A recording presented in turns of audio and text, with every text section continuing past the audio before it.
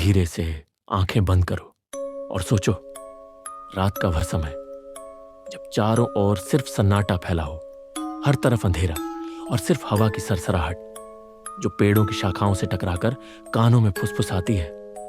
कहा जाता है कुछ आत्माएं मरने के बाद भी चैन से नहीं बैठती। वे अंधेरे में भटकती हैं, पेड़ों पर उल्टी लटकी रहती हैं और इंसानों का इंतजार करती हैं। ऐसी ही एक आत्मा है वेताल।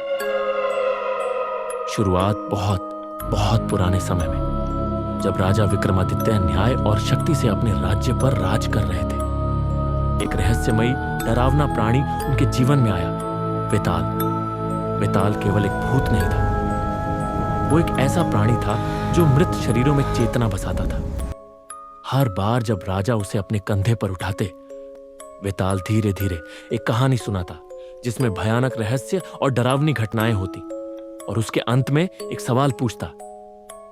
अगर राजा जवाब देता तो वेताल हंसता, एक डरावनी पागल जैसी हंसी जो हवा में गूंजती है, और फिर उड़कर अपने पेड़ पर चला जाता। लेकिन अगर राजा चुप रहता तो मौत धीरे धीरे उसकी ओर बढ़ती, और राजा के सामने कुछ भी असंभव नहीं था। वेताल कौन है, कहां जाता है? वेताल किसी साधारण भूत की तरह नहीं है। वो मृत शरीरों में बसने वाली चेतना है, लाशों को अपना घर बनाता है। वो चलता है, बोलता है, लेकिन उसकी आत्मा कहीं और होती है। लोग कहते हैं उसकी आंखें लाल हैं, चेहरा सूखा और झुर्रियों भरा है, और उसकी हंसी ऐसी जैसे कोई पागल आत्मा मुस्कुरा रही हो, सिर्फ आपके डर को देखने के लिए। वेताल सवाल पूछता है, आपके मन की सबसे गहरी, सबसे डरावनी सोच, और अगर जवाब सही नहीं हुआ तो आपकी आत्मा उसी अंधेरे में खो जाती। कई लोगों ने बताया है कभी वेताल हवा में गूंजता है, कभी पेड़ों की छाया में धीरे धीरे दिखाई देता है, और उसकी हर चाल आपके दिल की धड़कन तेज कर देती है।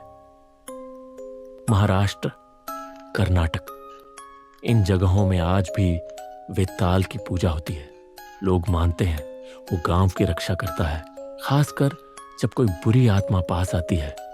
कुछ जगहों पर लोग वेताल को चप्पल चढ़ाते हैं, क्योंकि ऐसा करने से वेताल खुश होता है और गांव सुरक्षित रहता है। कुछ लोग कहते हैं अगर आप उसकी इच्छा के बिना गांव में कदम रखते हैं तो रात के समय अजीब आवाजें सन्नाटे में हंसी की तरह गूंजती है, और दूर दूर तक डर फैल जाता है।